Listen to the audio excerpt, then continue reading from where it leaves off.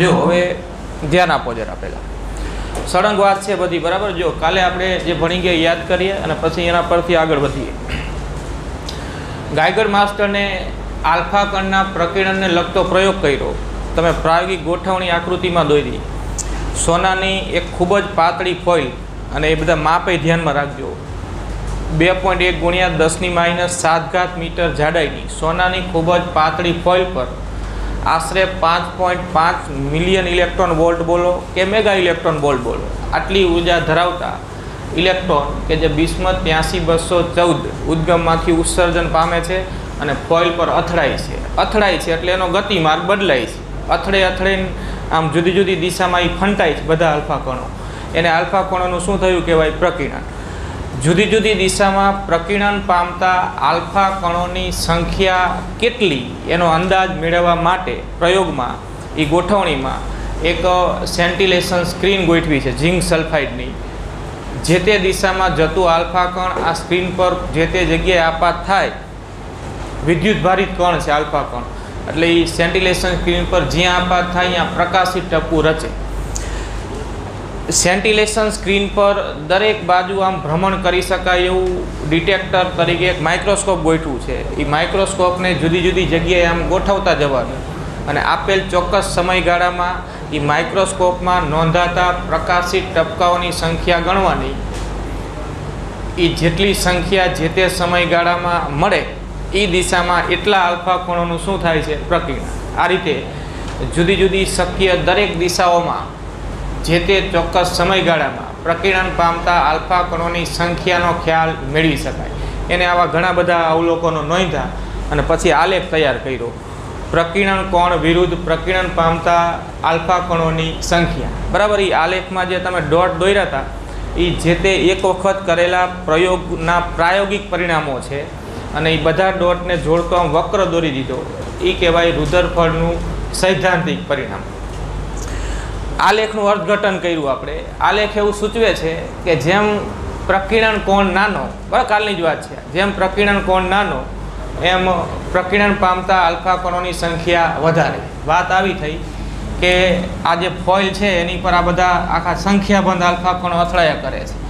મોટા ભાગના આલ્ફા કણોનો ગતિમાર્ગ આમ થોડો જ બદલાય છે। થોડો બદલાય છે એટલે કે કેવા કોણે પ્રકીર્ણન પામે છે? નાના બરાબર। મોટા ભાગના આલ્ફા કણો આમ થોડા જ વિચલિત થાય છે। કોણ નાનો એમ સંખ્યા વધારે અને અહીંયા આવેલું આલ્ફા કણ આમ જાય આમ જઈ શકે અને પાછું એના જ માર્ગે પાછું આવી શકે। તો આવી જે પરિસ્થિતિ થાય ને મોટા કોણે પ્રકીર્ણનની એવું પ્રમાણ ખૂબ જ કેવું હોય છે? ઓછું। સમજો આખી વાત કરે આમ સંખ્યાબંધ આલ્ફા કણો અથડાયા કરે સંખ્યાબંધ ઉદ્ગમમાંથી બરાબર। એમાંથી મોટા ભાગના તો આમ સહેજ અમથો ગતિમાર્ગ બદલીને આગળ વધી જાય છે અને ખૂબ જ ઓછી સંખ્યાના એવા આલ્ફા કણોનું પ્રકીર્ણન મોટા કોણે થાય છે। આપણે ત્રણેક ટકાવારીમાં પ્રમાણ લખ્યું હતું કે 0.14% જેટલા આલ્ફા કણોનું પ્રકીર્ણન 1 અંશ કે તેના કરતાં વધારે કોણે થાય છે। આપાત આલ્ફા કણોમાંથી માત્ર 0.1% આલ્ફા કણોનું પ્રકીર્ણન 150 અંશની આસપાસના પ્રકીર્ણન કોણે થાય છે। જો 150 અંશનું પ્રકીર્ણન કોણ એટલે આલ્ફા કણની મૂળ દિશા જે ઉદ્ગમમાંથી નીકળીને આગળ વધે છે। આ ફોઇલ વચમાં આવી એટલે કે સોનાનો પરમાણુ વચમાં આવ્યો। આ મૂળ દિશા અને આ 150નો કોણ એટલે કંઈક આવી વાત થઈ બરાબર। આટલા કોણે આમ જતું આમ પાછું ફરે ને આનું પ્રમાણ માત્ર કેટલા ટકા હોય છે? 0.1%। 0.1% ટકાવારીમાં છે બરાબર। સંખ્યા જેટલી આપાત થતી હોય કોઈ ચોક્કસ સમયગાળામાં એમાંથી માત્ર 0.1% આલ્ફા કણ એવા હોય છે કે જેનું પ્રકીર્ણન 150 અંશની આસપાસના મોટા કોણે થાય છે બરાબર। બીજું કે આશરે 10⁴ માંથી 1 પ્રમાણ આ રીતે આપ્યું છે 10⁴ માંથી 1 એટલે કે આશરે 10,000 આલ્ફા કણો આપાત થાય ને અહીંયા એમાંથી એકાદું એવું મળી શકે છે। એ દર વખતે મળે જ એવું ફરજિયાત નથી। એક પ્રમાણ છે કે 10,000 આલ્ફા કણો ફોઇલ પર આપાત થયા એમાંથી એકાદું આલ્ફા કણ એવું મળે છે કે જે ઇનાઇજ માર્ગે પાછું ફરે છે। હવે ઇનાઇજ માર્ગે પાછું ફરે એટલે આ મૂળ દિશા જો આ જ અગત્યની વાત છે ખાસ અહીંયા એના પરથી જ આપણે હવે આગળ વધવાના છીએ। સમજો છો ને શું વાત છે આ બધી? આમ 10,000 આલ્ફા કણ આપાત થયા, 10,000, એમાંથી એકાદું એવું મળે છે કે જે ઇનાઇજ માર્ગે પાછું ફરે છે. ઇનાઇજ માર્ગે પાછું ફરે છે એટલે આ મૂળ દિશા અને આ પ્રકીર્ણિત દિશા વચ્ચેનો ખૂણો કેટલા અંશ થયો? 180. તો આ 180 અંશના મહત્તમ કોણે પ્રકીર્ણન થયું કહેવાય. આના કરતાં મોટા કોણે પ્રકીર્ણન શક્ય નથી. તો મોટામાં મોટો ખૂણો આ થયો ને, ઇનાઇજ માર્ગે પાછું ફરે એ મોટામાં મોટું પ્રકીર્ણન. પછી આમ જતું હોય, આમ જતું હોય, આ પ્રકીર્ણન કોણ 90 કરતાં મોટા થયા. આમ જતું હોય તો પ્રકીર્ણન કોણ કેટલાનો થયો? 90નો.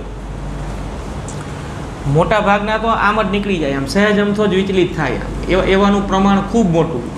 મોટા કોણે પ્રકીર્ણનનું પ્રમાણ ખૂબ ઓછું.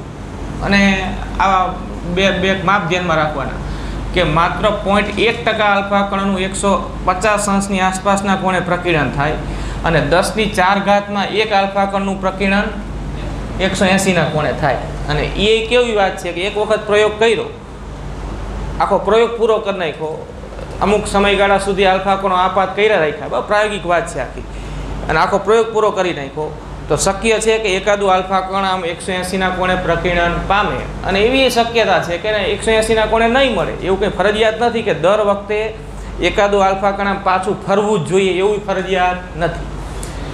પ્રાયોગિક વાત છે, પણ જનરલી આવી રીતે પ્રયોગ ઘણી બધી વખત કરવામાં આવતો હોય તો ક્યારેક ક્યારેક એવું પણ મળે છે કે એકાદું આલ્ફા કણ જે માર્ગે આપાત થયું હતું ને એના જ માર્ગે પાછું ફરે છે. એટલે એનો અર્થ એવો તો થઈ ગયો કે 180નો પ્રકીર્ણન કોણ ભલે દર વખતે નથી મળતો પણ ક્યારેક મળે છે તો ખરો જ. બરાબર, એ હકીકત થઈ કે 180ના કોણે પણ આલ્ફા કણ પ્રકીર્ણન પામી શકે છે. મોટા કોણે પ્રમાણમાં 150 અંશની આસપાસના કોણે પ્રકીર્ણન ખૂબ ઓછું થાય છે. ખૂબ જ નાના કોણે પ્રકીર્ણન ખૂબ વધારે થાય છે. સાદી ભાષામાં બોલીએ તો એવી વાત થઈ કે મોટા ભાગના આલ્ફા કણો આમ જતા હતા, ફોઇલ આવી, ત્યાંથી સહેજ અમથા વિચલિત થયા, આમ સહેજ અમથા આગળ નીકળી ગયા. આમ મોટા કોણે વિચલિત થાય એવું પ્રમાણ ખૂબ જ કેવું મળે છે? ઓછું. બરાબર, આ હતો પ્રયોગ, આ એના પ્રાયોગિક પરિણામો. હવે રુધરફળે આ આલ્ફા કણના પ્રકીર્ણનના ગાઇગર માસ્ટરના પ્રયોગના પ્રાયોગિક પરિણામોનો ઉપયોગ કરી અને પરમાણુ મોડેલ આપ્યું. હવે પરમાણુ મોડેલ એને કેવી રીતે આ પ્રાયોગિક પરિણામોનો ઉપયોગ કરીને આપ્યું એ ચર્ચા આપણે કરવાની છે. કારણો એને જે પરમાણુ વિશે કે પરમાણુની રચના વિશે જે પણ કંઈ અભિપ્રાય આપ્યો એમાં એને આ પ્રાયોગિક પરિણામોનો ઉપયોગ કર્યો હતો. સમજીએ, જો અહીં ધ્યાન આપો કે મોટા ભાગના આલ્ફા કણોનું પ્રકીર્ણન ખૂબ નાના કોણે થાય છે. આલ્ફા કણોનું પ્રકીર્ણન ખૂબ નાના કોણે થાય છે. બરાબર, આનો અર્થઘટન એને શું કર્યું? આ પ્રાયોગિક પરિણામ છે, આનું અર્થઘટન એને શું કર્યું? જો આપણે ખાલી આમ સમજવા માટે આવી ખાલી રેખાકૃતિ વિચારીએ, તમારે કંઈ દોરવાનું નથી. બરાબર, આ પરમાણુ, સોનાનો પરમાણુ, આ સોનાની ફોઇલ આમ ગોઠવી છે. ફોઇલની જાડાઈ 10⁻⁷ મીટરના ક્રમની છે. પરમાણુનું પરિમાણ 10⁻8 મીટરથી 10⁻10 મીટરના ક્રમનું હોય. એનો અર્થ કે ફોઇલની જાડાઈ કયા ક્રમનું પરિમાણ ધરાવે છે? તો કે પરમાણુના પરિમાણના ક્રમનું પરિમાણ ધરાવે છે એની જાડાઈ. તો એનો અર્થ કે આટલી જાડાઈમાં માત્ર સોનાનો કેટલો પરમાણુ આવશે? એક જ. તો આ આલ્ફા કણ જે બધા આવે ને એ કોઈ સોનાના એક જ પરમાણુ વડે પ્રકીર્ણન પામી શકે. એકની પાછળ બીજો સોનાનો પરમાણુ આટલી જાડાઈમાં સમાઈ જ નથી શકતો. તો આના વડે પ્રકીર્ણન થયું એક પરમાણુ વડે, પછી બીજી વખત એનું બીજા પરમાણુ વડે પ્રકીર્ણન થાય એવું અહીંયા શક્ય નથી. કેમ કે એક પરમાણુનું જ સ્તર થયું એટલી જાડાઈ. એટલે એક જ પરમાણુ કોઈ પણ એક આલ્ફા કણના માર્ગમાં આવે, એક કરતાં વધારે સોનાનો પરમાણુ આલ્ફા કણના માર્ગમાં આવી શકે નહીં. તો એનો અર્થ એવો તો થઈ જ ગયો કે દરેક આલ્ફા કણનું પ્રકીર્ણન માત્ર કેટલી વાર થશે? એક જ વાર. સમજો છો ને આખી વાત? એક પરમાણુ આવ્યું, આના વડે એનો કંઈક ગતિમાર્ગ બદલાઈ ગયો, પછી આગળ જઈને પછી બીજું એના માર્ગમાં આવે ને બીજી વાર બદલાય ગતિમાર્ગ, એવું અહીંયા શક્ય નથી. કેમ કે સોનાની ફોઇલ જ એટલી પાતળી છે કે એમાં માત્ર સોનાનો કેટલો પરમાણુ આવશે? એક જ. તો આલ્ફા કણનું એક કરતાં વધારે પ્રકીર્ણન શક્ય નથી.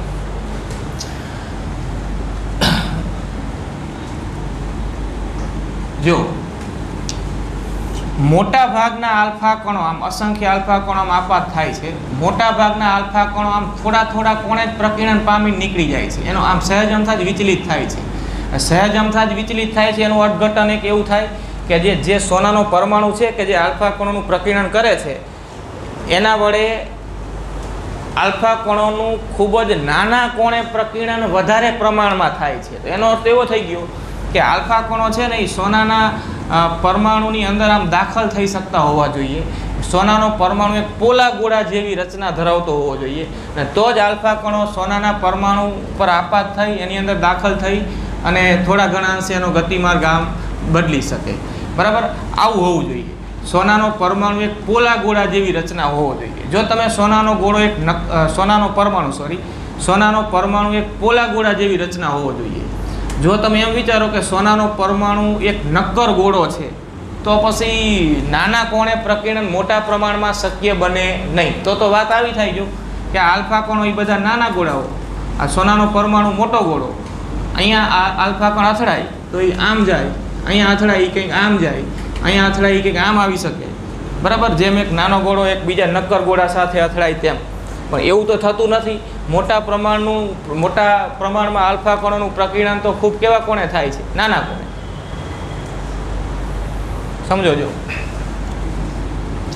હું એમ વિચારું કે સોનાનો પરમાણુ જે છે એ એક નક્કર ગોળો છે. નક્કર, પહેલાં એવું વિચારીએ, નક્કર ગોળો છે. તો નક્કર ગોળો હોય, બરાબર, અને એની ઉપર આ બધા આલ્ફા કણો આપાત થતા હોય તો નક્કર ગોળો હોય તો આ એક નક્કર ગોળો ને આલ્ફા કણો એ બધા નાના નાના ગોળાઓ જ વિચારી લો. આ એના પ્રમાણમાં મોટો ગોળો.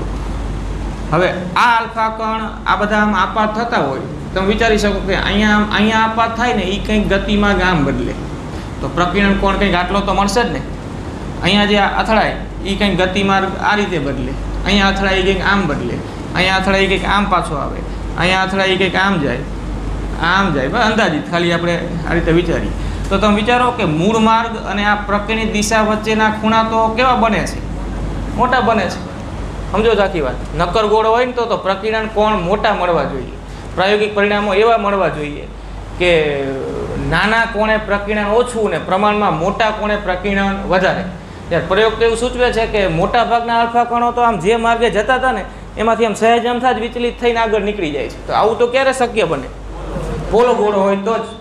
સમજો આખી વાત. એટલે આના પરથી એને એવું તારણ કાઢ્યું આ પ્રયોગના પરિણામ પરથી કે મોટા ભાગના આલ્ફા કણોનું પ્રકીર્ણન ખૂબ નાના કોણે થાય છે. એના પરથી એને એવું તારણ કાઢ્યું કે સોનાના પરમાણુઓ છે ને એ એક પોલા ગોળા જેવી રચના હોવી જોઈએ. કે આલ્ફા કણો જે એની પર અથડાય નહીં એની અંદર દાખલ થઈ જતા હશે અને કોઈ લાગતા બળની અસર હેઠળ સહેજ અમથો એનો ગતિમાર્ગ વિચલિત થતો હશે. આ પરથી કહી શકાય કે પરમાણુઓ, બરાબર, અહીંયા સોનાના પરમાણુ એટલે આ તો પછી દરેક પરમાણુને હકીકત લાગુ પડે. આ પ્રયોગ સોનાના પરમાણુ પર કર્યો હતો. પરમાણુ પોલા ગોળા જેવી રચના ધરાવે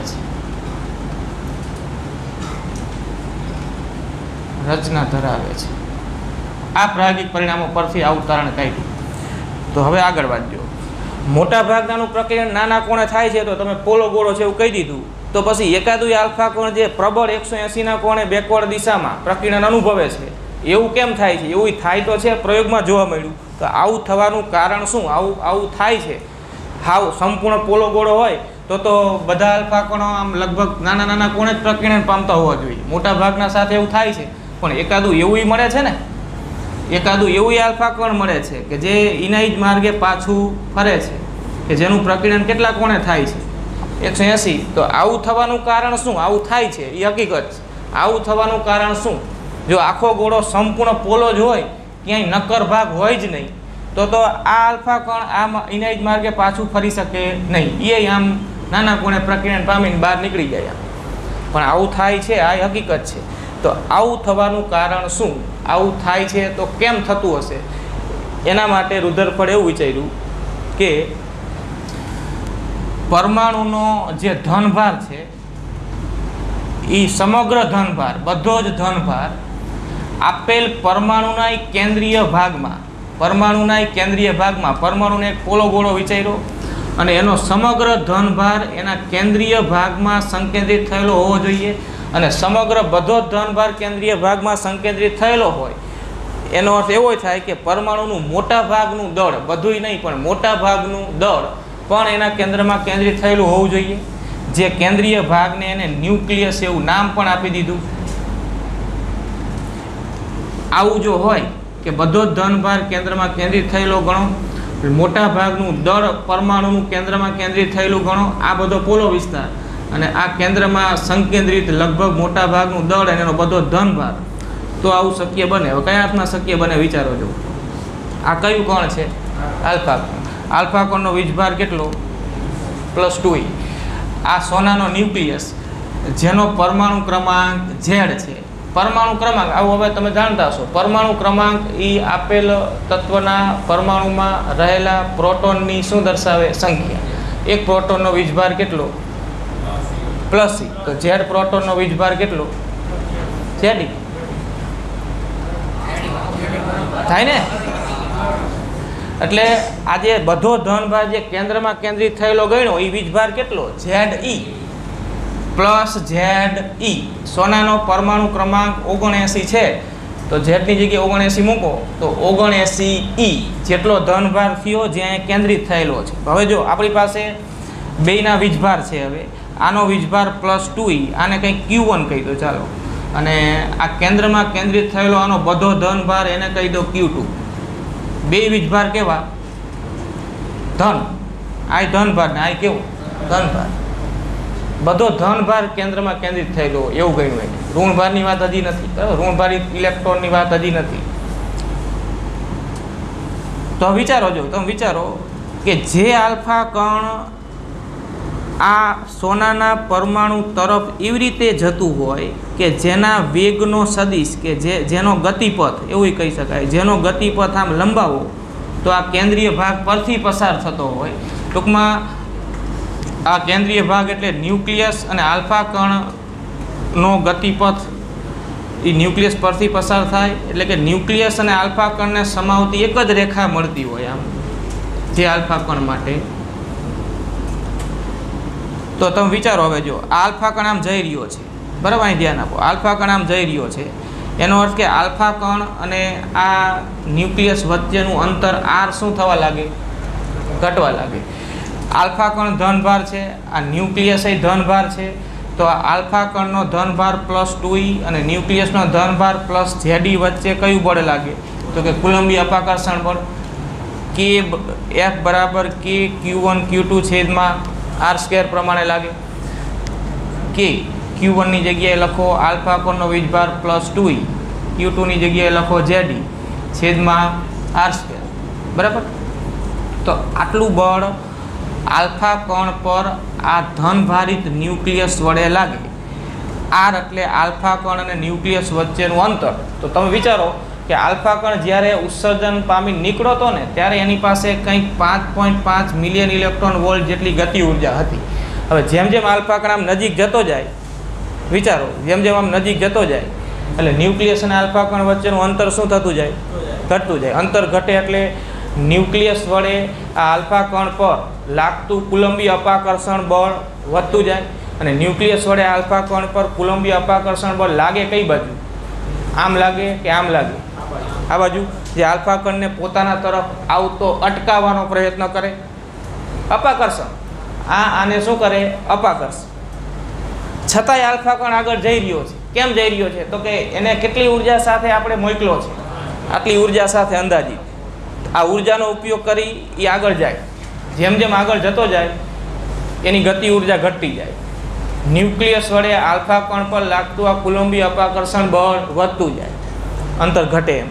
હવે તમે વિચારી શકો કે એક સ્થિતિ આગળ જતાં જતાં એવી આવશે, આલ્ફા કણ એવા સ્થાને પહોંચી જાય કે જે સ્થાને પહોંચ્યા બાદ ન્યુક્લિયસ અને આલ્ફા કણ વચ્ચેનું અંતર ઘટીને એટલું ઘટી જાય કે જેથી આ બળ ન્યુક્લિયસ વડે આલ્ફા કણ પર લાગતું અપાકર્ષણ બળ વધીને એટલું પ્રબળ થઈ જાય કે એટલા પ્રબળ બળનો સામનો કરી શકીને આલ્ફા કણ હવે આગળ જઈ શકતો નથી. તેનો અર્થ કે હવે એ સ્થાને ક્ષણ પૂરતો સ્થિર થશે અને અહીંયાથી ક્યાં આવશે? પાછું. કેટલા કોણે પ્રકીર્ણન થયું? 180. સમજી આખી વાત? તો 180નું પ્રકીર્ણન થાય છે એ હકીકત છે, એ આવી રીતે થતું હોવું જોઈએ કે જો એનો બધો ધનભાર કેન્દ્રમાં કેન્દ્રિત થયેલો હોય, બધું મોટાભાગનું દળ એ કેન્દ્રમાં કેન્દ્રિત થયેલું હોય, તો જ આવું શક્ય બને કે આલ્ફા કણનું કેટલા કોણે પ્રકીર્ણન થાય? 180ના કોણે. સમજ્યા ને? તો આવું તારણ એને કાઢ્યું. હવે આપણે અહીં લખી નાખીએ. આ ખાલી સમજવા માટેની વાત હતી, બરાબર? અહીંયા લખવામાં આપણે ખાલી સૂત્ર લખવાનું છે, આકૃતિની જરૂર નથી અહીંયા. જો તમે એમ કહો છો કે મોટા ભાગના આલ્ફા કણો નાના કોણે પ્રકીર્ણન પામે છે, તો એ નાના કોણે પ્રકીર્ણન પામવાનું કારણ આના વડે લાગતું બળ જ છે. જો સમજો, અહીં ધ્યાન આપો, હજી થોડીક વાત કરી, અહીં ધ્યાન આપો. જે આલ્ફા કણનો આ ગતિમાર્ગ લંબાવતા આ પરમાણુના ન્યુક્લિયસ પરથી જ પસાર થતો હોય, એ આલ્ફા કણ પર આ ન્યુક્લિયસ વડે લાગતું બળ એની ગતિની એક્ઝેક્ટ કઈ બાજુ? વિરુદ્ધ દિશામાં. જે એનો ગતિમાર્ગ ઉલટાવવા મદદ કરશે. જેટલું બળ વધી જશે, આમ નજીક આવશે, એમ આર ઘટશે, બળ વધશે. કોઈ એક સ્થાને આમ બળ જે લાગે આરીવા, એ એટલું પ્રબળ થઈ જાય કે જે આલ્ફા કણને પાછો વાળે. 180ના કોણે પ્રકીર્ણન થયું. હવે જે આલ્ફા કણ આમ જતું હોય, જો તમે વિચારો, જે આલ્ફા કણ કંઈક અહીંથી નીકળતું હોય, અહીંથી, તો એના વેગનો સદિશ કે એનો જે ગતિપથ છે એ તો કંઈ આ ન્યુક્લિયસ પરથી પસાર થતો નથી. તો બળ તો એની પર લગાડે ને આરીવા. બળ તો આના વડે આની પર લાગે ને, અહીંથી નીકળતા આલ્ફા કણ પર આના વડે બળ તો લાગે જ. જો આ આલ્ફા કણ અહીંયા પહોંચ્યું, અહીંયા પહોંચ્યું, અહીંયા પહોંચ્યું, અહીંયા પહોંચ્યું, આગળ જતું જાય, તો આ ન્યુક્લિયસ અને આલ્ફા કણને જોડતી રેખા આ થઈ, અહીંયા આ થઈ, અહીંયા આ થઈ, અહીંયા આ થઈ. આ ન્યુક્લિયસ વડે આમ જતા આલ્ફા કણ પર જે બળ લાગે, એ બળ તો બેને જોડતી રેખા પર આમ લાગે. અહીંયા હોય ત્યારે બળ આની પર આમ લાગે, અહીંયા પહોંચે ત્યારે બળ આમ લાગે. સમજો છો ને? કુલંબ બળની દિશા કઈ હોય? તો કે બેને જોડતી રેખા પર. આલ્ફા કણ આમ જઈ રહ્યું છે, આ સ્થાને હતું ત્યારે આ ન્યુક્લિયસ વડે એની પર બળ આમ લાગ્યું. આ સ્થાને પહોંચ્યું ત્યારે બળ આમ લાગ્યું. અહીંયા પહોંચે ત્યારે બળ આમ લાગે, અહીંયા પહોંચે ત્યારે બળ આમ લાગે, અહીંયા પહોંચ્યું ત્યારે બળ આમ લાગે, અહીંયા પહોંચે ત્યારે બળ આમ લાગે. તો આ રીતે જો આમ બળ લાગતા હોય તો શું આમ સીધા માર્ગે નીકળી શકે? તમે અહીંયા ઊભા છો, આમ એક સીધી લાઈનમાં કોઈક આમ દોડતું આવતો હોય તમારો મિત્ર,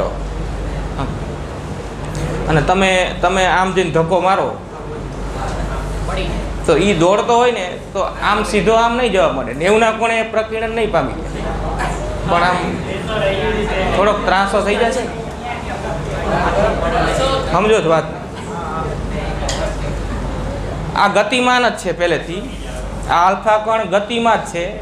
ગતિમાં રહેલો આલ્ફા કણ જેમ આગળ વધે એમ આના વડે આમ જે બળ અનુભવતો હોય, એ બળની અસર હેઠળ જ્યારે એ ન્યુક્લિયસથી એકદમ નજીકથી પસાર થાય ત્યારે એની પર લાગતું બળ એ કેવું હશે? વધારે હશે.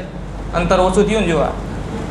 આવા બળની અસર હેઠળ આ આલ્ફા કણ આમ જતા આમ એક્ઝેક્ટ સીધા માર્ગે ન નીકળી શકે આ પોલા ગોળામાંથી, પણ નીકળતી વખતે આમ થોડોક એનો ગતિમાર્ગ કેવો થઈ જાય? ત્રાસો. એ પ્રકીર્ણન થયું એનું નાના કોણે. હવે તમે વિચારી શકો છો કે આમ જે બધા આલ્ફા કણ જતા હોય ને, આમ એમાં જે આલ્ફા કણના ગતિમાર્ગ આ ન્યુક્લિયસથી નજીકથી પસાર થતા હોય ને, નજીકથી, એનું પ્રકીર્ણન કેવા કોણે થશે? એની પર તમે વિચારી શકો છો કે આ અહીંથી નીકળવાનો પ્રયત્ન કરે અહીંથી, તો બળ આના વડે કેવું લાગશે? વધારે. તો એનો અર્થ કે એનો ગતિમાર્ગ, આનો ગતિમાર્ગ બદલાનો એના કરતાં કેવો બદલાશે? વધારે બદલાશે. એનું પ્રકીર્ણન કેવું થશે? વધારે. સમજો છો આખી વાત? બરાબર? આમ વિચારી શકો તમે, આખો પોલો ગોળો છે, બરાબર, વચ્ચે છે એ ન્યુક્લિયસ, અહીંયા બધો ધનભાર કેન્દ્રિત છે, એનું મોટા ભાગનું પરમાણુ દળ અહીંયા કેન્દ્રિત છે. આ બધા આલ્ફા કણો આખા ગોળામાંથી આમ નીકળવાનો પ્રયત્ન કરે છે. તો જે આલ્ફા કણના ગતિમાર્ગો ન્યુક્લિયસથી નજીક રહીને નીકળતા હોય ને, એનું પ્રકીર્ણન કેવું થશે? વધારે. અને જે આલ્ફા કણના ગતિમાર્ગો આમ પરમાણુના સાઈડમાંથી નીકળતા હોય ન્યુક્લિયસથી દૂર, એનું પ્રકીર્ણન કેવું થશે? ઓછું. એક જ પરમાણુ વડે. સમજ્યા ને? અને તમે એવું વિચારી શકો કે એ તો એક નાનો એવો ભાગ છે. આ તો મોટા ભાગના તો અહીંથી જ આમ નીકળતા હોય ને, સાઈડમાંથી નીકળવાનું પ્રમાણ કેવું હશે? વધારે. જ્યારે એકદમ નજીકથી નીકળવાવાળાનું પ્રમાણ ઓછું હશે. અને એની પર થઈને જે એક્ઝેક્ટ નીકળવાનો પ્રયત્ન જે કરે છે આલ્ફા કોણ, એનું પ્રમાણ તો ખૂબ જ કેવું હશે? ઓછું. આશરે 10,000 આલ્ફા કોણ આપાત થાય ને અહીંયાથી, એમાંથી એકાદું એવું મળે કે જેની પરિસ્થિતિ આવી થાય. અને નોય મળે એવું કંઈ ફરજિયાત નથી, બરાબર? આ તો બધી રેન્ડમલી પ્રક્રિયા છે કે આખો જથ્થો આપાત થઈ રહ્યો છે, એમાંનું જો એકાદું આલ્ફા કણ એવું કે જેનો ગતિમાર્ગ લંબાવો તો એ જે ગોળો છે, ઓલો ગોળો પરમાણુ એના કેન્દ્રમાંથી જતો હોય એનો ગતિમાર્ગ, તો એનું પ્રકીર્ણન 180ના કોણે થાય. પણ જો આખો જથ્થો આપાત કર્યો એમાંનો એકય આલ્ફા કોણ જો એવો ન હોય કે જેનો ગતિમાર્ગ કેન્દ્ર પરથી પસાર થતો હોય, એવો એકે હોય જ નહીં, તો પછી 180ના કોણે પ્રકીર્ણન મળશે નહીં. નજીકથી જે નીકળવાનો પ્રયત્ન કરે એનું મોટા કોણે થાય, દૂરથી નીકળવાનો પ્રયત્ન કરે એનું નાના કોણે થાય. કેમ કે પ્રકીર્ણન થવાનું કારણ તો અંતે શું છે? તો કે ન્યુક્લિયસના ધનભાર વડે આ ધનભારિત આલ્ફા કણ પર લાગતું કુલંબીય અપાકર્ષણ બળ, આ પ્રકીર્ણનનું કારણ. એ જ પ્રકીર્ણિત આલ્ફા કણનો ગતિમાર્ગ નક્કી કરે. આ બળ કેટલું કઈ દિશામાં આપેલ આલ્ફા કણ પર લાગશે, એ જ આલ્ફા કણનો પ્રકીર્ણન કેવું થશે એ નક્કી કરે. બરાબર?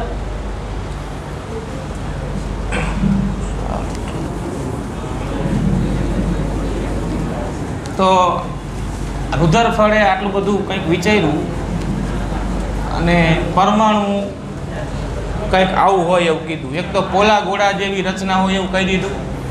પછી આ વાત અહીંયા કરીએ કે આશરે 10⁴ આલ્ફા કણનું પ્રકીર્ણન 180 અંશના કોણે થાય છે.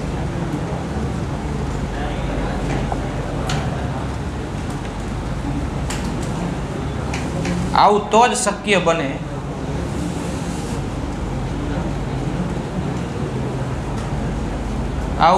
શક્ય બને કે જો ન્યુક્લિયસનો સમગ્ર ધનભાર, થોમ્સને જેમ કીધું હતું ને બધે આમ વિતરિત થયેલું હોય એવું હોઈ શકે નહીં. બરાબર? ન્યુક્લિયસનો બધો જ ધનભાર, સોરી ન્યુક્લિયસ નહીં પણ પરમાણુ શબ્દ વાપરું છું. જો પરમાણુનો બધો જ ધનભાર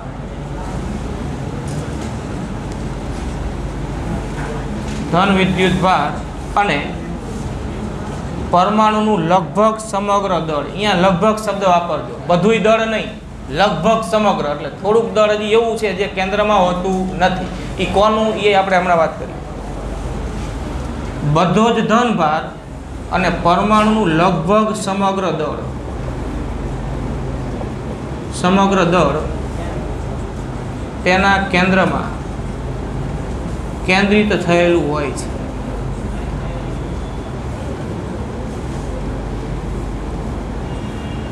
અને આ કેન્દ્રીય ભાગને, પરમાણુના આ કેન્દ્રીય ભાગને ન્યુક્લિયસ કહે છે.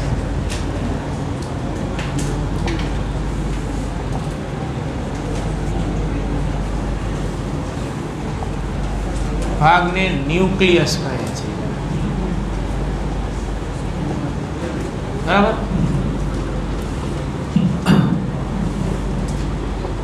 પરમાણુનો પરમાણુ ક્રમાંક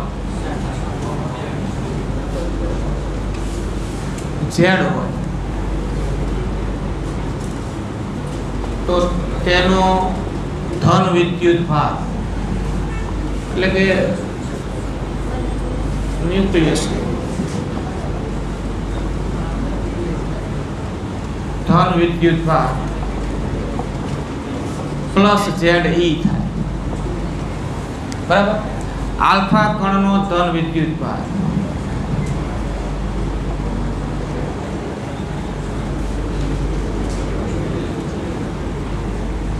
પ્લસ 2E છે.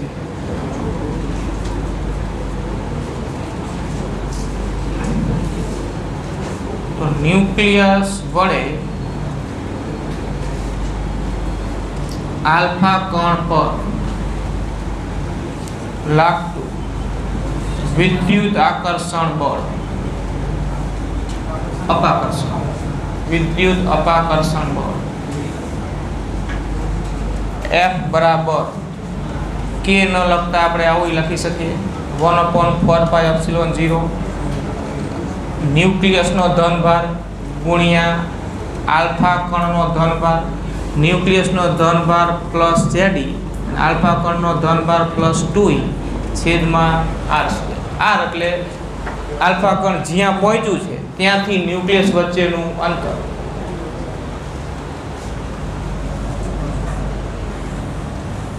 આ બળ પ્રકિર્ણિત આલ્ફા કણનો ગતિમાર્ગ નક્કી કરે.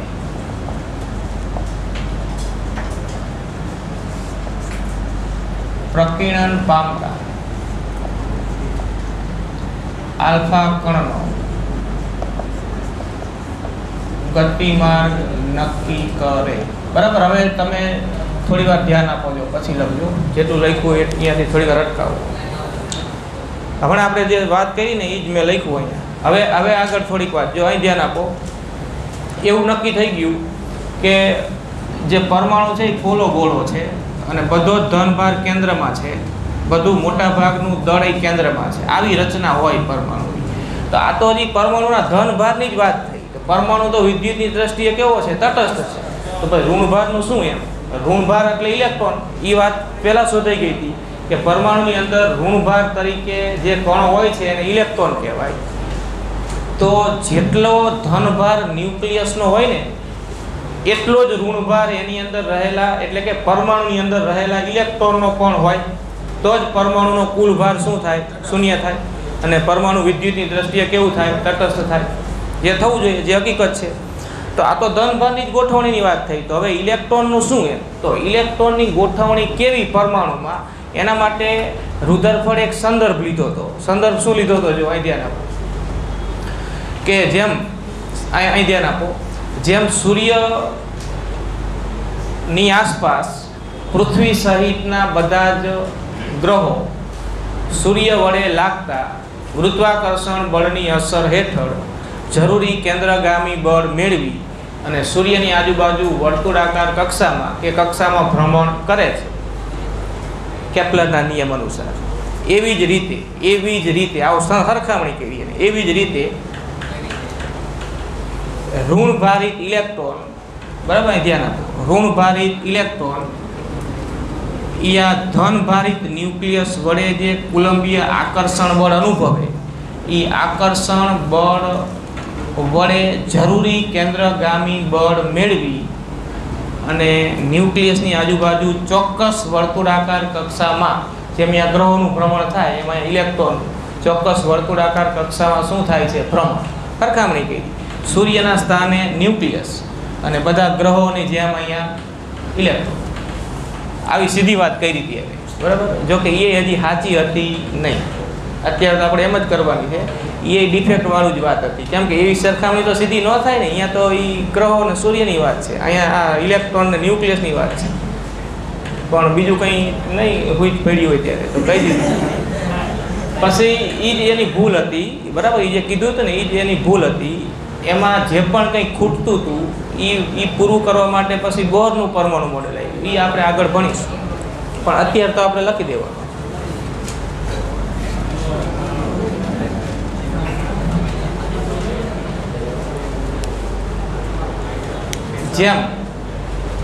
જેમ સૂર્યની આસપાસ આ કેપ્લરનો નિયમ છે. આ કેપ્લરે આ ગોઠવણી સૂર્યમંડળની ગોઠવણી સમજાવેલી, બરાબર. ગુરુત્વાકર્ષણમાં તમે આવું થોડુંક ભણી ગયા. જેમ સૂર્યની આસપાસ બધા ગ્રહો સૂર્ય વડે લાગતા ગુરુત્વાકર્ષણ બળમાંથી જરૂરી કેન્દ્રગામી બળ મેળવી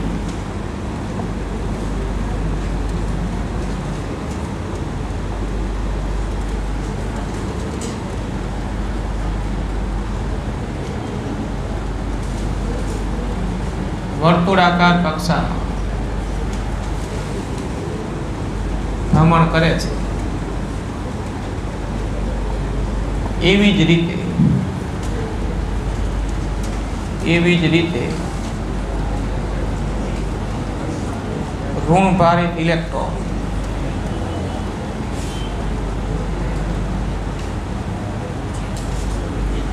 ધનભારિત ન્યુક્લિયસ વડે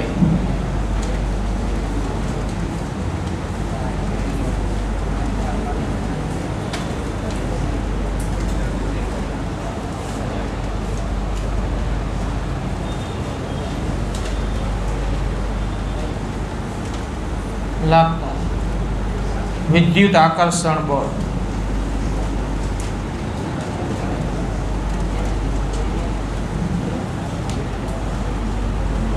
જરૂરી કેન્દ્રગામી બળ મેળવી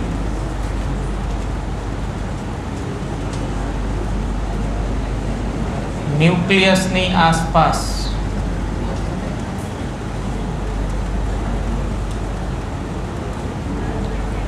વર્તુળાકાર કક્ષામાં ભ્રમણ કરે છે. બરાબર. આ હરખામાં સૂર્યની જેમ ન્યુક્લિયસ થયું અને બધા ગ્રહોની જેમ ઇલેક્ટ્રોન.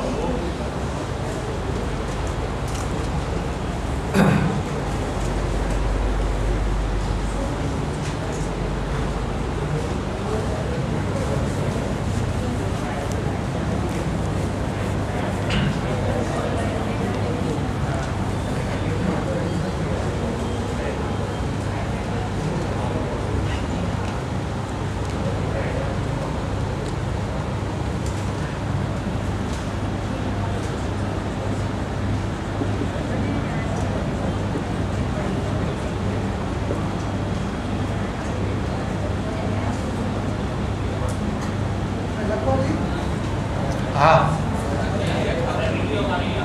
કઈ વાંધો નહીં. આ વાત જ હવે જો આ તો આપણે ચર્ચા કરી એમ. હવે તમને 1 માર્કમાં ખાલી એવો પ્રશ્ન કરે કે રુધરફોર્ડનું પરમાણુ મોડેલ લખો 1 માર્કમાં, તો આનો નિચોડ જ લખવાનો રહે ને.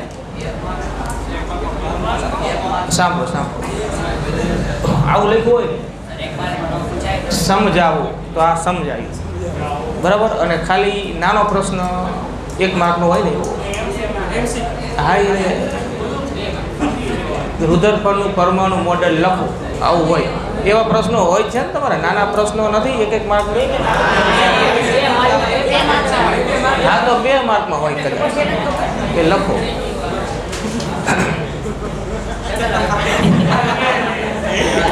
એટલે એક પહેલા તમને MCQ પૂછે ને, MCQ એમાં પહેલા મિશ્રણ હતું એવું કે અડધા MCQ અને અડધા આવા હેતુલક્ષી જેને કહેવાય 1 માર્ક. એટલે હમણાં એ થોડુંક નીકળી ગયું હતું પહેલા,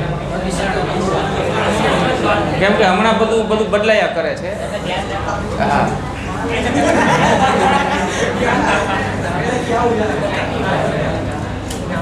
આ પ્રશ્ન અહીંયા પૂરો થાય ને પછી રુધરફોર્ડનું પરમાણુ મોડેલ જેને સ્ટેટમેન્ટ વિધાન આ રીતે લખવાનું. પરમાણુ લગભગ સમગ્ર દળ અને તેનો બધો જ ધન વિદ્યુત ભાર. વાત આ બધી કરી જ, પણ અહીંયા હવે એક સળંગ વાક્યમાં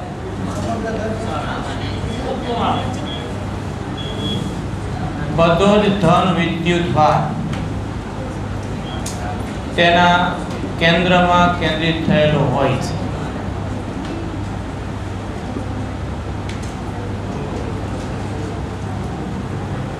તેને તો આ પરમાણુના આ કેન્દ્રીય ભાગ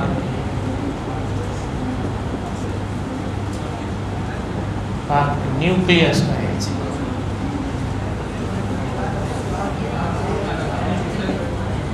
અને ઋણભારિત ઇલેક્ટ્રોન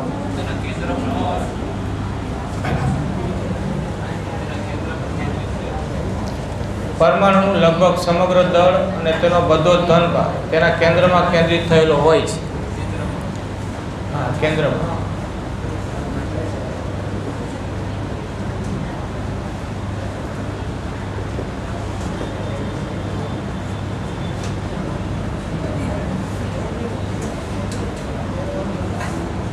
હોય છે. આ કેન્દ્રીય ભાગને ન્યુક્લિયસ કહેવાય. અને ઋણભારિત ઇલેક્ટ્રોન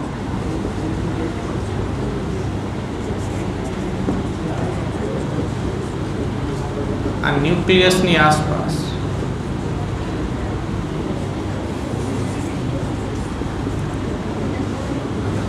વર્તુળાકાર કક્ષામાં ભ્રમણ કરતા હોય.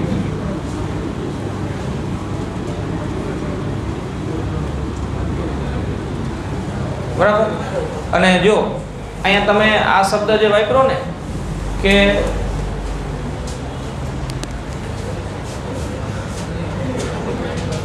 લગભગ સમગ્ર દળ, આ લગભગ એટલે બધુંય દળ નહીં, મોટા ભાગનું દળ. તો એ જે નહીં ઈ કયું? આ વાંચો જરા, અહીંયા આપણે લખ્યું. હા, પરમાણુનું લગભગ સમગ્ર દળ એટલે બધુંય દળ નહીં પણ મોટા ભાગનું દળ કેન્દ્રમાં હોય. તો જે નથી કેન્દ્રમાં કેન્દ્રિત થયેલું ઈ કોનું દળ? તો ઇલેક્ટ્રોન. ઇલેક્ટ્રોન તો કક્ષામાં છે ને, એ કેન્દ્રમાં છે નહીં. એટલે ઇલેક્ટ્રોન આમ હલકા હોય એટલે ઇલેક્ટ્રોનનું દળ પરમાણુમાં દળમાં બહુ ઓછો ભાગ ભજવે. મોટા ભાગનું દળ તો કેન્દ્રમાં જ હોય. ઇલેક્ટ્રોનનું દળ તમને ખબર છે કેટલું? બરાબર. અને જે કેન્દ્રમાં કેન્દ્રિત થયેલો ધનભાર એટલે એ પ્રોટોનનું વીજભાર હોય. પ્રોટોનનું તો હરખામણી કરો જરા. જો એમ કહેવાય, આ આંકડા ભૂલી જાઓ. આ 10 ની ઘાત જુઓ, આ 10 ની -31 અને આ 10 ની -27. એમ કહેવાય ને કે પ્રોટોનનું દળ, જો ધ્યાન આપો, પ્રોટોનનું દળ ઇલેક્ટ્રોનના દળ કરતાં 10,000 ગણું વધારે. વધુ તો ખરું પણ કેટલા ગણું? 10,000 ગણું. આ ગુણોત્તર લો. જો આ ઇલેક્ટ્રોનનું દળ છેદમાં પ્રોટોનનું દળ, ઇલેક્ટ્રોનનું દળ છેદમાં પ્રોટોનનું દળ, આંકડો કેટલો આવે? -4. તો me બરાબર 10 ની -4 ઘાત mp થાય, અથવા mp બરાબર 10 ની 4 ઘાત me થાય. થાય ને? શબ્દો બોલો જરા. જો કે પ્રોટોનનું દળ ઇલેક્ટ્રોનના દળ કરતાં 10,000 ગણું વધારે. બરાબર. પ્રોટોનને 10,000 કિલોગ્રામનો ગોળો વિચારો તો ઇલેક્ટ્રોન એની સામે 1 કિલોગ્રામનો ગોળો. આટલો ફેર છે. સમજ્યા આખી વાત? તો હવે કેન્દ્રમાં બધા પ્રોટોન છે, ઇલેક્ટ્રોન હલકા એ કક્ષામાં છે. તો ઇલેક્ટ્રોનનું જે દળ છે એ પરમાણુના દળનો જ ભાગ છે, પણ એ બહુ અસર કરતા હોતું નથી.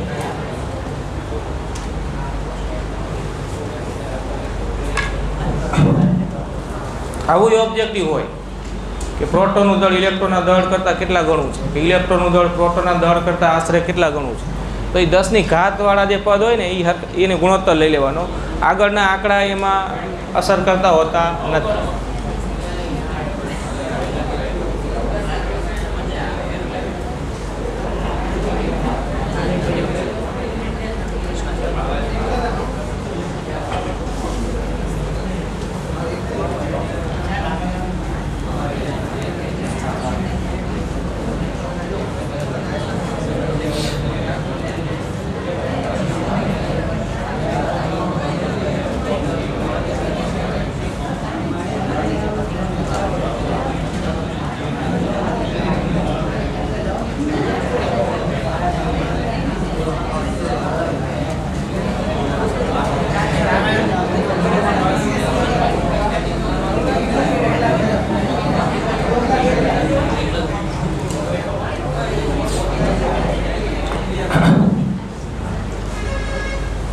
એ બાજુના બોર્ડમાં જે લખ્યું ને એ નવું નથી લખ્યું કંઈ. આ બધું જે તારણ એનું લખ્યું એ જ બધી વાત છે. હા, લખી નાખો. રુધરફોર્ડનું પરમાણુ મોડેલ. પરમાણુ આવું હોય રુધરફોર્ડના મત અનુસાર.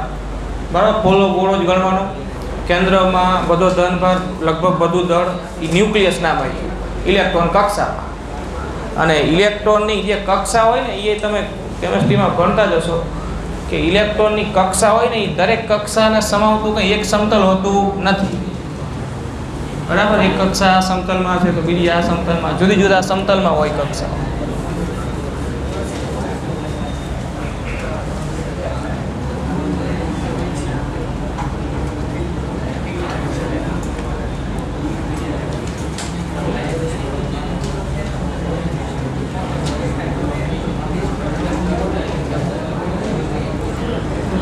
જ્યાં એક નાનો પ્રશ્ન છે જ્યાં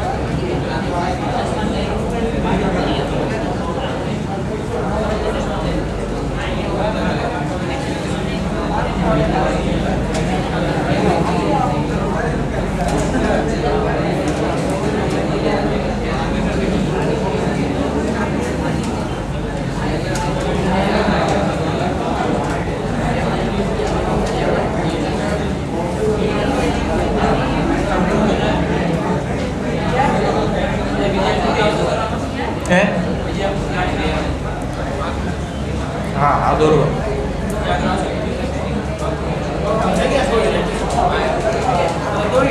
દોરી નાખો છે એમ તો થોડું શરૂ કરીએ લખાઈ જશે. પહેલા સમજવાની વાત કરો, લખવાનું ખુદ થયા કરે.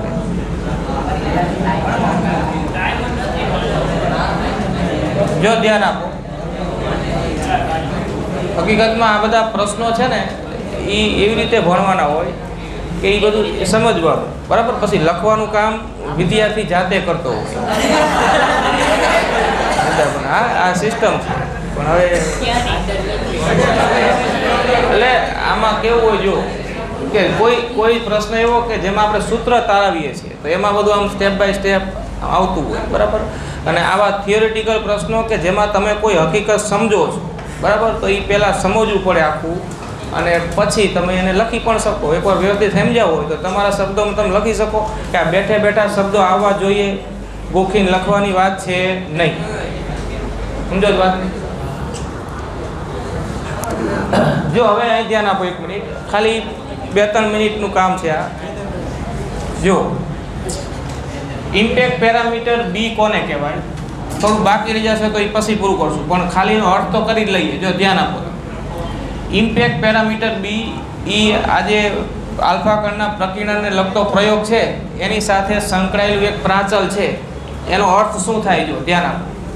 સમજવા માટે આ પ્રાચલનો અર્થ સમજવા માટે આપણે જરૂર પૂરતું અહીંયા દોર્યું છે. આખો પરમાણુ હોય આમ, જો અહીં ધ્યાન આપો, આખો પરમાણુ એક પોલો ગોળો છે. એ પરમાણુનો આ કેન્દ્રીય ભાગ જેને આપણે નામ શું આપ્યું? ન્યુક્લિયસ. અને આ ન્યુક્લિયસનું એ કેન્દ્ર, એમાંય પાછું એવું હોય કે ન્યુક્લિયસની અંદર જે ધનભાર હોય ને એમાં એના કેન્દ્રમાં એની ગીચતા વધારે હોય. અહીંયા વિતરણ હરખું હોતું નથી. હજી તમે એ ભણશો કે ન્યુક્લિયસ છે ને એ એક નિયમિત ગોળો નથી, બરાબર. એમાં એ કેન્દ્રના ભાગમાં જે આ બધા વીજભારો પ્રોટોન છે અને બીજા હજી એમાં ન્યુટ્રોન હોય, એનું પ્રમાણ કેવું હોય? વધારે હોય. કેન્દ્ર ભાગમાં ગીચતા વધારે હોય, દૂર જાવ એમ ગીચતા ઘટી જાય. એ આના પછીનું ચેપ્ટર છે જેમાં તમે ન્યુક્લિયસ વિશે ભણશો. પણ અહીંયા ખાલી આટલું ધ્યાનમાં રાખો કે આ ન્યુક્લિયસ છે અને આ ન્યુક્લિયસનું કેન્દ્ર છે. આખું પરમાણુ, આ પરમાણુનું કેન્દ્ર ન્યુક્લિયસ, ને આ ન્યુક્લિયસનું કેન્દ્ર એ તો એક્ઝેક્ટ વચ્ચેનો ભાગ થયો ને. પરમાણુનું કેન્દ્ર એ જ કહેવાય ને આમ તો. ન્યુક્લિયસનું કેન્દ્ર એ પરમાણુનું પણ કેન્દ્ર. હવે જો આવા 3 આલ્ફા કણ આપણે ધ્યાનમાં લીધા. આ એક આલ્ફા કણ, આ બીજું આલ્ફા કણ, આ ત્રીજું આલ્ફા કણ. આ પહેલા નંબરનું જે આલ્ફા કણ છે એના અહીંથી આમ નીકળ્યું અમુક ઉર્જા સાથે આમ આગળ વધી રહ્યું છે, તો એના જે પ્રારંભિક વેગનો સદિશ છે આ એનો ગતિપથ આમ લંબાવો તો એક્ઝેક્ટ ન્યુક્લિયસના કેન્દ્ર પરથી પસાર થાય છે. શું લખ્યું જો આલ્ફા કણના પ્રારંભિક વેગના સદિશના ન્યુક્લિયસથી અથવા ન્યુક્લિયસના કેન્દ્રથી કે ન્યુક્લિયસથી લખો તો ચાલે, ન્યુક્લિયસના કેન્દ્રથી લંબ અંતરને શું કહેવાય? Impact parameter. તો તમે જવાબ આપો. આ પહેલા આલ્ફા કણ માટે ઇમ્પેક્ટ પેરામીટર કેટલો? 0, કેમ કે એ અહીંયાથી જ પસાર થાય છે. આ બીજું આલ્ફા કણના પ્રારંભિક વેગનો સદિશ અહીંથી પસાર થાય છે, તો આ લંબ અંતર થયું ને કેન્દ્રથી. આ બી, આના માટે બી આટલું, બીજા માટે બી આટલું, ત્રીજા માટે બી આટલું, એટલે સમજ્યા ને? ખાલી આટલું છે. આલ્ફા કણના પ્રારંભિક વેગનો સદિશનું ન્યુક્લિયસના કેન્દ્રથી લંબ અંતર ને ઇમ્પેક્ટ પેરામીટર બી કહેવાય. તો આકૃતિમાં પહેલા આલ્ફા કણના પ્રારંભિક વેગનો સદિશ તો ન્યુક્લિયસના કેન્દ્ર પરથી જ પસાર થાય છે, તો એનો અર્થ કે પહેલા આલ્ફા કણનો ઇમ્પેક્ટ પેરામીટર બી નું કોઈ ન્યુક્લિયસથી લંબ અંતર મળે નહીં. લંબ અંતર આ બિંદુ હોય, અહીંથી એક રેખા પસાર થતી હોય તો આ બિંદુનું, આ રેખાનું આ બિંદુથી લંબ અંતર આટલું કહેવાય. તો કોઈ રેખા એની પરથી જ પસાર થતી હોય તો આ રેખાને બિંદુ વચ્ચે લંબ અંતર ન કહેવાય, શૂન્ય કહેવાય. એવી વાત થઈ. તો આના માટે બી બરાબર 0, બીજા આલ્ફા કણ માટે બી આટલું, ત્રીજા આલ્ફા કણ માટે બી આટલું. તો હવે તમે વિચારો કે જે આલ્ફા કણના પ્રારંભિક વેગનો સદિશ આ ન્યુક્લિયસના કેન્દ્ર પરથી જ પસાર થાય છે કે જેનું ઇમ્પેક્ટ પેરામીટર બી 0 છે, એ આલ્ફા કણનું પ્રકીર્ણન કેટલા કોણે થશે? હમણાં જ વાત કરી આપણે. આ આલ્ફા કણ અહીંયા જાય, એને જ માર્ગે પાછું આવે, આમ આવે ને. થીટા બરાબર બી બરાબર 0, તો પ્રકીર્ણન કોણ થીટા બરાબર 180. જેમ પ્રકીર્ણન કોણ નાનો, જેમ ઇમ્પેક્ટ પેરામીટર બી નાનું તેમ પ્રકીર્ણન કોણ મોટો. જો ઇમ્પેક્ટ પેરામીટર બી 0 તો પ્રકીર્ણન કોણ 180. બી જેમ વધતું જાય એમ પ્રકીર્ણન કોણ ઘટતો જાય. દેખીતી વાત છે. જેમ આમ દૂર એમ આના વડે લાગતું બળ એ કેવું થાય? ઓછું અસરકારક થાય, તો એ ઓછો ગતિમાર્ગ બદલે. હમણાં વાત કરીને ઈ જ છે. તમે વિચારો કે આ બીજા માટે બીજો આલ્ફા કણ અહીંથી આમ નીકળવાનો પ્રયત્ન કરે તો આના વડે જે બળ લાગશે એ બળ એનો ગતિમાર્ગ શું કરશે? બદલશે. ત્રીજો અહીંથી નીકળે, આના વડે એની પર બળ લાગે, એનો ગતિમાર્ગ બદલશે. તો આનો ગતિમાર્ગ વધારે બદલાય કે આનો વધારે બદલાય? નીચેનાનો વધારે બદલાય ને, કેમ કે બળ કેવું લાગશે? વધારે. નજીક થયું, જો અંતર ઓછું, બળ વધારે. કુલમ બળની જ વાત છે. અંતર વધારે, બળ ઓછું, તો આનો ગતિમાર્ગ ઓછો બદલાય, વધારે બદલાય આના કરતા, અને આના કરતા તો ઓછો. એટલે આ રીતે આમ આકૃતિ દોરી રાખજો.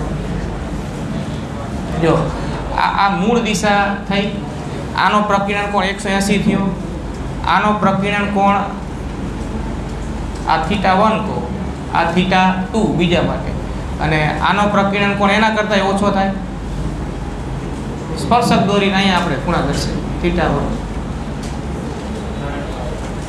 એ તો તમે અહીંયા દર્શાવી શકો તો અહીંયા ચાલે. આ મૂળ દિશા, આ પ્રકીર્ણિત દિશા.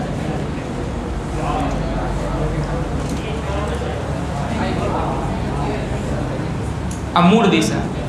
હવે આ આલ્ફા કણ અહીંથી આમ ગયો તો આની આ મૂળ દિશા અને પ્રકીર્ણિત દિશા વચ્ચેનો ખૂણો તો આ થયો ને, તો અહીંયા દર્શાવો કે અહીંયા દર્શાવો, કંઈ ફેર પડે ખરો? આપણે અહીંયા દર્શાવીએ. સંબંધ શું થશે? θ1, θ2 અને θ3 નો, આ θ3 બીજા માટે. θ1 greater than θ2 greater than θ3. આનું કહી દો B1, આનું કહી દો B2, આનું કહી દો B3. B3 greater than B2 greater than B1. બરાબર, ઉલટો સંબંધ થયો. જેમ જેમ ઇમ્પેક્ટ પેરામીટર બી નાનું તેમ પ્રકીર્ણન કોણ મોટો. તો આટલું લખી રાખો. હજી એમાં થોડીક ચર્ચા બાકી, પછી કરીશું.